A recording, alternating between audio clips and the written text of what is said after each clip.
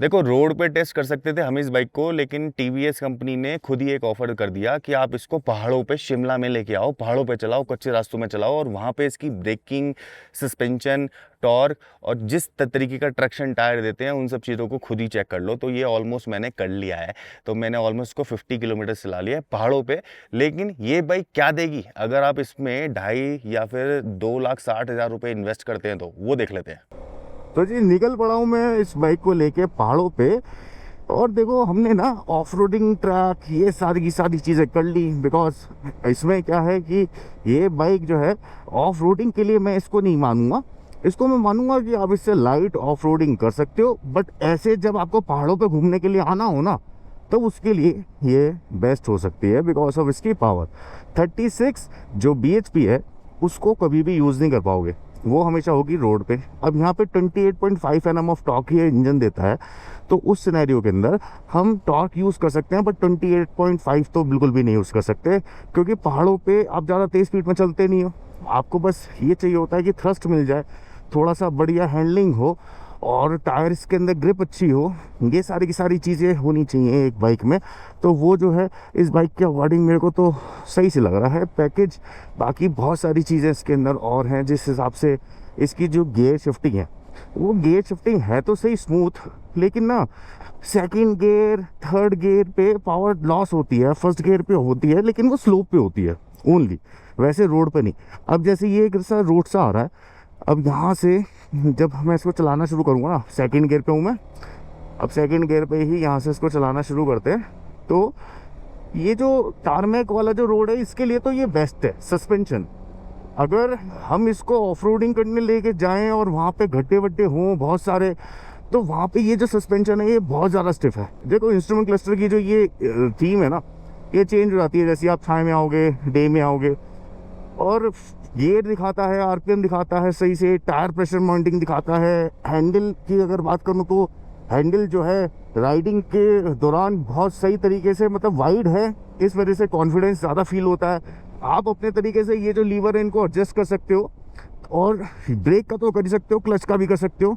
तो ये जो है इसके अंदर एडवांटेज है। मैं इसको लीन भी कर रहा हूँ, लोग लीन भी कर रहे हैं, तब भी जो इसके टायर है वो बहुत ज़्यादा कोई ऐसे नहीं है कि कॉन्फिडेंस फील नहीं कराएंगे आपको, या फिर कुछ और प्रॉब्लम हो जाएगी।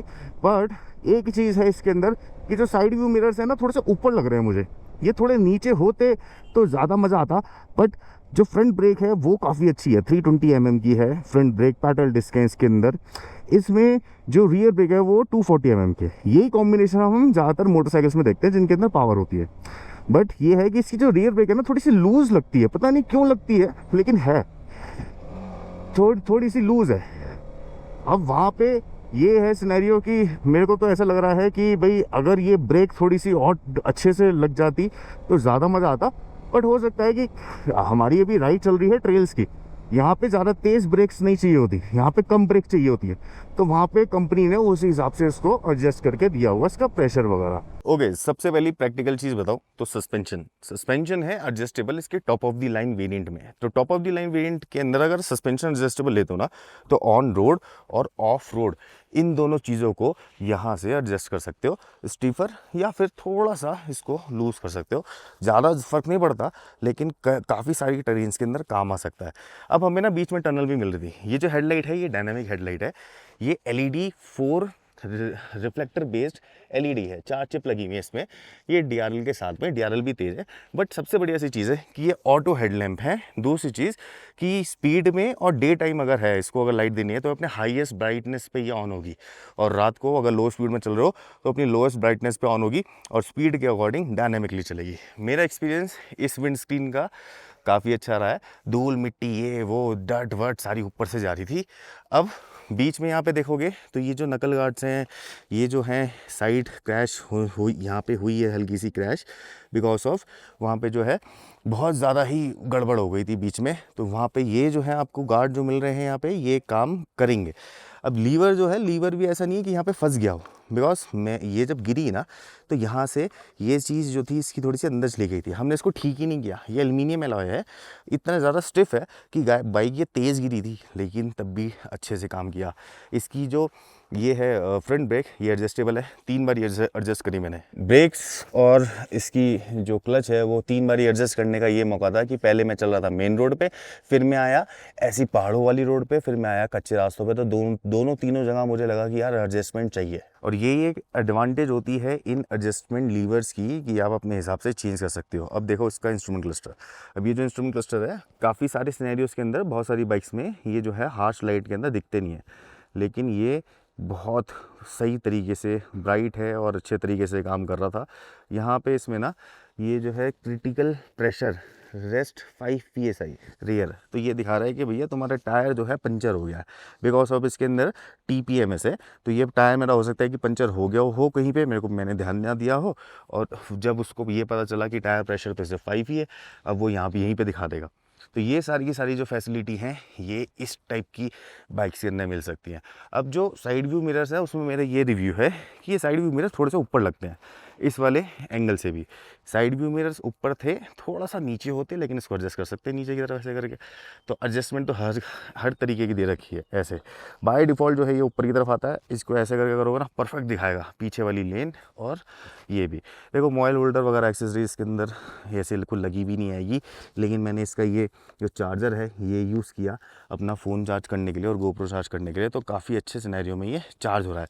अभी मैंने इसके अंदर एक क्रूज़ कंट्रोल नहीं ऑन किया है, बट हैज़ार्ड विज़ार्ड लाइट और मोड ये मैं इसको चला रहा हूँ टूरर मोड पे। अब टूरर मोड पे क्या है कि जैसे कंपनी ने कॉन्फ़िगरेशन कर रखी है कर सकते हो, बाकी रैली मोड पे चलाओ जिसके अंदर की ABS वगैरह जो है वो सब के सब जो है डिसेबल हो जाते हैं। ये सारी की सारी चीज़ें यार, लैम्प कंट्रोल वाला, vehicle control, connectivity feature, my vehicle चलाने का जो इसका एक्सपीरियंस है ना वो अलग है। बाकी ये जो स्क्रीन है ना, यहाँ पे जो ये मैप देख रहे हो, इसमें जो पूरा आपका जो फ़ोन है वो मिरर हो जाता है और नेविगेशन जो है वो बहुत अच्छे से दिख जाती है।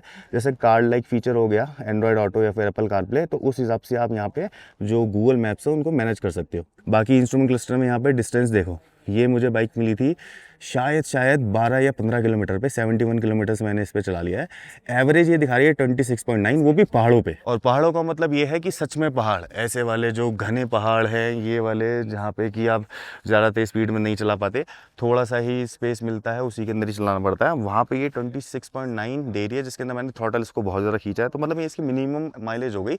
अगर इसको रोड पे चलाते हैं तो हो सकता है कि ये काफ़ी अच्छा माइलेज दे दे। बाकी अभी ये देखो, ये है इसका फ्यूल गेज, ये यहाँ पे है और यहाँ पे दिखा रही है कि 255 अगर इस टाइप की माइलेज मिलती है तो यहाँ पे ये सारी की सारी जो चीज़ें हैं इसको बना देती हैं एक बेस्ट ऑप्शन।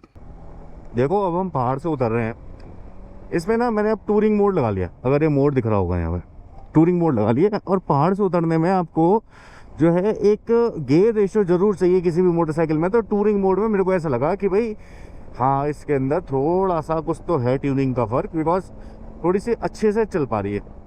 अब यहाँ पे ना सबसे बढ़िया चीज़ होती है कि टायरों में ना ग्रिप हो और आपका बाइक का जो बैलेंस हो वो प्रॉपर होना चाहिए। बिकॉज जैसे हम करके लीन कर रहे हैं ना, सबके सब फिसल जाएंगी बाइक, इसमें गिर जाएंगी। और पहाड़ों में चलाना और नॉर्मल रोड पे चलाना बहुत ज़्यादा फ़र्क होता है। पहाड़ों पे आप ज़्यादा ऐसे ऐसे करके मोड़ते हो और रोड पे आप सीधा सीधा चलते हो। तो यहाँ पे जिस इंसान ने चला ली तेज़ स्पीड में या फिर एक सही स्पीड में या सेफ रहा वो चलाते वक्त, और मोटरसाइकिल ने भी अच्छा साथ दिया, तो वो मोटरसाइकिल बन जाती है बढ़िया सी। देखो सब लोग तेज़ तेज़ निकल रहे हैं हाई फाई। अब पहाड़ पे आपको लग रहा होगा कि 60-70 की स्पीड है, लेकिन ये बहुत तेज़ है क्योंकि इसमें टर्न्स बहुत ज़्यादा है। ओवरऑल मैं बताऊं तो ब्रेकिंग तो मुझे रियर ब्रेकिंग थोड़ी सी लूज़ लगी है, फ्रंट ब्रेकिंग बहुत ज़्यादा एक्यूरेट है। और जिस हिसाब से बाइक ये गर्म नहीं हो रही, हीट नहीं छोड़ रही है, उस हिसाब से तो मैं भैया इसके कूलिंग सिस्टम को बहुत ज़्यादा नंबर देना चाहता हूँ। मतलब बिकॉज हीट ही नहीं हो रही है। कितने ही गंदे तरीके से हम लोग चला रहे हैं, फुल थ्रॉटल दे रहे हैं, गियर कम चेंज कर रहे हैं, छोटी गियरों पे चला रहे हैं, लेकिन फिर भी ये बाइक्स जो है वो हीट ही नहीं हो रही। इन्होंने हीटिंग के ऊपर TVS ने तो बहुत बढ़िया काम किया, और वो जो काम है वो तारीफ़ के काबिल है। बिकॉज डुअल चैम्बर है, ट्रिपल चैम्बर है, 2 ऑयल पंप हैं, 3 ऑयल पंप है, उससे मतलब नहीं है एंड यूज़र को। एंड यूज़र को मतलब है कि काम क्या के आएगा नहीं आएगा वो। अब 2 ऑयल पंप इस इंजन में डालने के कुछ लोग वैसा बोलते हैं, बट टेक्निकल में बताऊं तो ऐसा कुछ नहीं होता है। बट हाँ, ये है कि एक ही ऑयल पंप से ना 2 तरीके से ऑयल उठाया जाता है, एक आगे से एक पीछे से, तो उसको डुअल ऑयल पंप बोल दिया जाता है। ऑयल पंप एक मैकेनिकल पार्ट है इंजन का, जो इंजन ऑयल को सप्लाई करता है ऊपर टॉप तक, जो सिलेंडर होता है उसके टॉप तक। तो उसमें वहाँ से ऑयल गिरना शुरू होता है और नीचे तक आता है, जगह जगह बनी होती है। तो मैकेनिकल पार्ट होता है वो, कोई ऐसा पंप नहीं होता है कि बिजली का पंप है जैसे कि पानी की मोटर होती है, ऐसा कोई पंप नहीं होता है। तो ये ओवरऑल देखा जाए तो राइडिंग के मामले में तो बनाई रखी है। ऑफिस जाना है उसके लिए तो बहुत ही बढ़िया है, क्योंकि थकावट नहीं हो रही। मेरे साथ में तो ये है कि मेरे तो शोल्डर्स बहुत ज़्यादा पेन करने लग जाते हैं अगर मैं बाइक वगैरह ज़्यादा चला लूँ। बट मैं इसको चला रहा हूँ 3 घंटे या 4 घंटे तो हो ही गए होंगे। अब क्या टाइम हो रहा है, 11 बज रहे हैं ना। तो हम सुबह 8 बजे के या 7 बजे के निकले में, तो ठीक है 3 घंटे हो गए हैं ओवरऑल कंटिन्यूस राइडिंग करते हुए। बैक में कोई पेन नहीं है, हैंड्स में कोई पेन नहीं है, नीज में कोई पेन नहीं है। ओवरऑल जो इसका जो राइडिंग स्टार्स है वो बढ़िया लगा मुझे। जितने पहाड़ होते हैं या फिर ऐसे स्लश वगैरह होते हैं या फिर कच्ची रास्तों आप चल रहे हो, ऑफ रोडिंग कर रहे हो, वहाँ पे ना क्या होता है कि इंजन ओवरहीट होता है। अब इसमें 2 चीज़ें एडवांस कर रखी है कंपनी ने कि डुअल कूलिंग सिस्टम दे दिया। बिकॉज एक कूलिंग सिस्टम को बहुत बड़ा नहीं बना सकते थे, उससे वो मेकिंग कॉस्ट भी बढ़ जाती है और रेडिएटर जो लिक्विड कूल्ड है वो भी बहुत बड़ा दिखता है। इसके अंदर ऑयल कूल्ड और लिक्विड कूलिंग दोनों एक तरीके से मतलब सेम टाइम पे काम करती है। तो उसका मेन रीज़न ये भी हो सकता है कि यहाँ पे जो है ज़्यादा स्पेस नहीं है या फिर इस पूरे रेडिएटर को बढ़ा नहीं सकते, वरना वो हाई एंड एक रेडिएटर एक कूलिंग सिस्टम में आ जाएगा जिसकी वजह से जो है कॉस्टिंग बढ़ जाएगी। तो वहाँ पे ऑयल कूल और लिक्विड कूलिंग का दोनों का यूज़ किया हुआ है, जो कि एक प्लस पॉइंट है। देखो ये जो इंजन है ना, ये न्यूली डेवलप्ड है टीवीएस से। तो क्या है कि ये जो 36 bhp दे रहा है वो दे रहा है 9000 आरपीएम पर, और बहुत सारे सिनेरियोज में 9000 आरपीएम बहुत ज़्यादा वैल्यू होती है। 28.5 Nm ऑफ टॉर्क निकाल रही है मशीन, और वो भी 7000 आरपीएम से ऊपर। तो अगर देखा जाए रेशो तो जो है बहुत ज़्यादा पेपी वाला नहीं है, लेकिन ये है कि इसके अंदर दमखम तो है, पावर तो है। अगर थ्रॉटल खींचोगे तो बाइक भागेगी तो सही, लेकिन ये है कि कम आरपीएम पे नहीं जाएगी, आपको आरपीएम बढ़ाने पड़ेंगे। एक और गुड फैक्टर है इसके अंदर, ये असिस्टेंट स्लिपर क्लच। ये जो है काफ़ी काम आया, मेरे काफ़ी काम आया। इसने बहुत अच्छा काम किया है कि बार बार आपको जो है यहाँ पे मशक्क़त करने की ज़रूरत नहीं पड़ती है, तो गियर इजीली आप स्विच कर सकते हो। अब इस बाइक में 4 मोड मिलते हैं, और वो मोड मैनेज कैसे हो रहे हैं, वो हो रहे हैं थ्रॉटल के थ्रू। तो राइड बाय वायर है, यहाँ पे कोई ऐसा तार नहीं है। हाँ है, इलेक्ट्रिक वायर्स हैं जो कि जाते हैं अंदर सिस्टम में और इसके कंप्यूटर सिस्टम को बताते हैं कि कितना थ्रॉटल है, कौन से मोड पे है, और वो यहाँ पे हमारी जो थ्रॉटल बॉडी है उसको मैनेज करता है, उसी हिसाब से पावर भी जनरेट होती है। अब इसका जो कंप्रेशन वैल्यू है वो है 11.6.1, और ये बहुत ही सही मानी जाती है। लेकिन उस सिनेरियो के अंदर क्या है कि जो गियर रेशो है, यानी कि फर्स्ट सेकंड थर्ड गियर जो है वो बहुत ही ज़्यादा क्विक है। आपको बार बार शिफ्ट करना पड़ेगा, बार बार डाउन करना पड़ेगा। अगर रास्ता ऐसा है जहाँ पे कि बार बार आपको ब्रेक करनी पड़ रही है और फिर खुला रास्ता है, फिर ब्रेक कर रहे हो या मोड़ रहे हो, तो उस सिनेरियो के अंदर जो गियर शिफ्टिंग है वो ज़्यादा है इसके अंदर। इन केस अगर इसके अंदर एक ऐसा मोड होता जो कि टूरिंग स्पेसिफिक होता, जिसके अंदर किसी तरीके से इलेक्ट्रॉनिक तरीके से, ये टीवीएस टीम के लिए एक टास्क हो सकता है कि गियर रेशो को इन्हेंस किया जा सके। और वो कोई जादू से तो हो नहीं सकता, लेकिन टेक्नोलॉजी बनाई जा सकती है। वो कैसे कि हमारे पास यहाँ पे 2 स्पॉकेट होते हैं। अब ये स्पॉकेट है मेन स्पॉकेट, स्विंग आर्म आ रहा है, और यहाँ पे जो है वो इंजन वाला जो हमारा छोटा वाला स्पॉकेट होता है। इसके बीच के अंदर इलेक्ट्रिकली या फिर हाइड्रोलिकली मेंटेन्ड कोई दूसरा स्पॉकेट लगा, मतलब इसके बीच में ही आ जाए, जो कि जब जाओ मोड आए तो एंगेज हो जाए, और जब चाहो मोड आपको चेंज करना हो तो डिसएंगेज होता है। यानी कि जब हमें टूरिंग स्पेसिफिक चाहिए हो तो ये जो है ना, ये वाला ये थोड़ा बड़ा वाला हो जाए, और जब हमें रोड या फिर रेन पे जाना हो तो ये छोटा वाला हो जाए, ऐसा वाला। तो हार्डवेयर से अगर खेल सकते हो या फिर इंजन से ही खेल सकते हो डायरेक्ट, ये हार्डवेयर से ना खेला जाए, डायरेक्ट इंजन से खेला जाए, तो उसके अंदर एक अगर टूरिंग स्पेसिफिक मोटरसाइकिल की बात करूँ, एक एडीवी की, तो वहाँ पे बहुत ज़्यादा हेल्प हो सकती है। बिकॉज आप घूमने के लिए जा रहे हो, एंजॉय करने के लिए जा रहे हो, वहाँ पे आप गियर चेंज करने के लिए नहीं जा रहे हो। ओवरऑल देखो मोटरसाइकिल को, तो मोटरसाइकिल का जो स्टांस है वो बहुत परफेक्ट है। जो सीट है स्टिफ है, लेकिन मेरे सिनेरियो में बहुत सही रही। सॉफ्ट होती तो हो सकता था कि दर्द हो जाता बैक में। यहाँ पे टॉप बॉक्स, साइड पैनियर्स, ये सारी चीज़ें लगा सकते हैं। मैं सारी चीज़ें रील में ही बता चुका हूँ।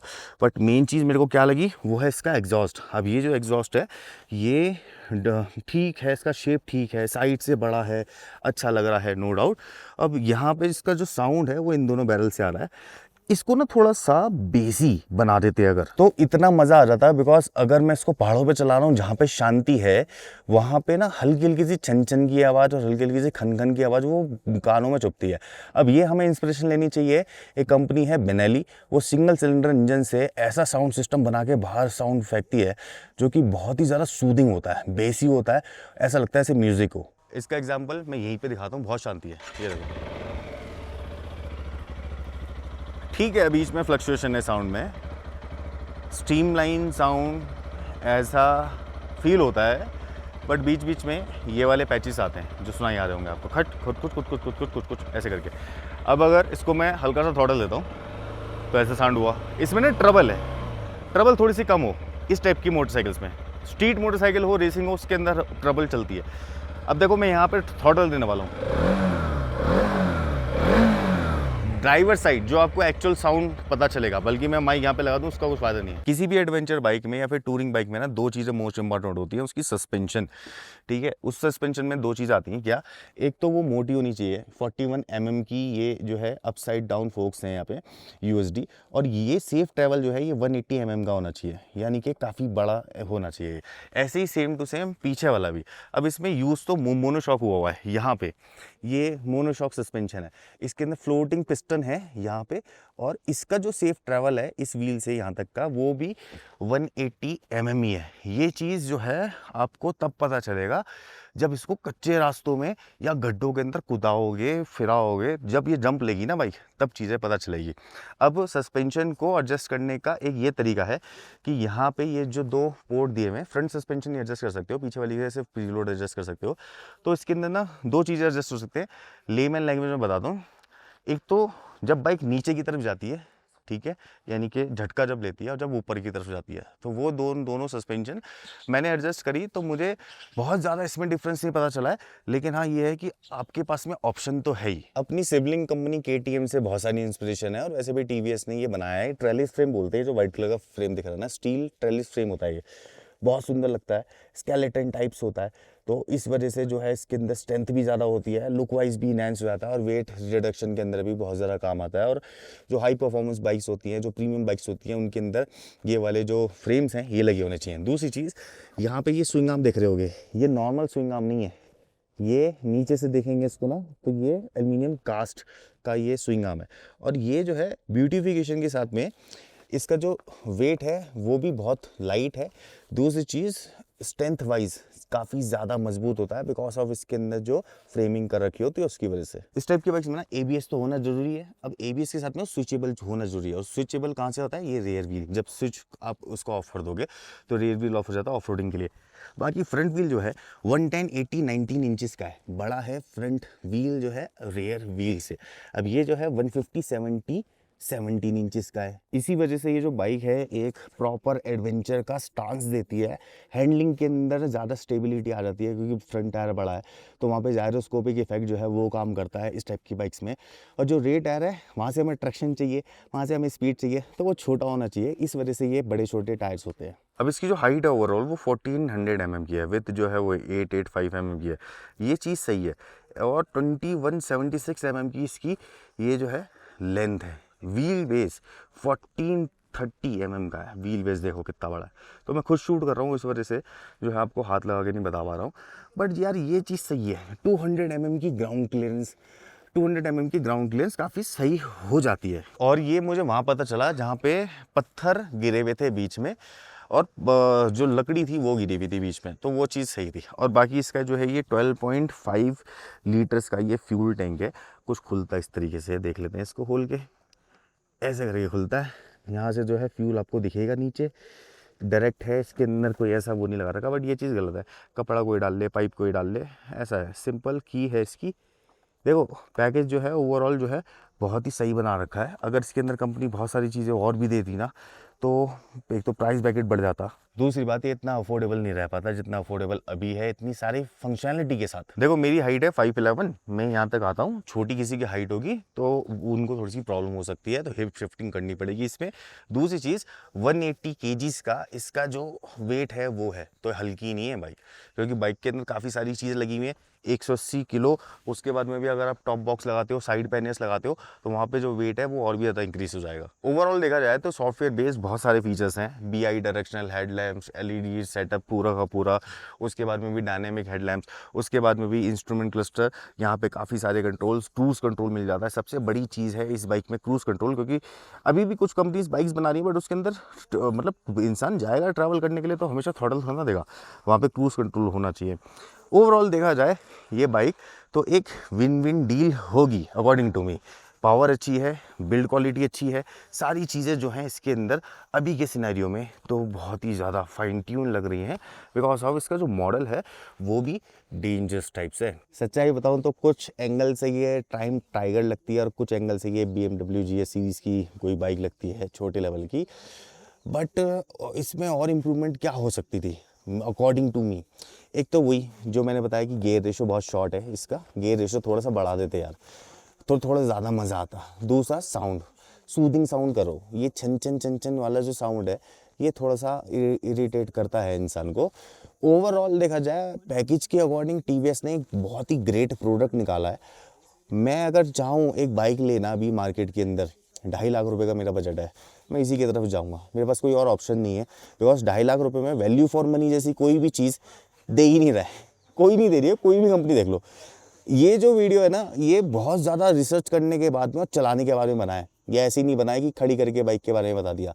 तो समझना, सोचना जो जो मैंने चीज़ें बोली हैं और कमेंट में बताओ कि आपको इस बाइक में सबसे अच्छी चीज़ क्या लगी और सबसे बुरी चीज़ क्या लगी। नेक्स्ट वीडियो मिलते हैं, तब तक के लिए बाय बाय।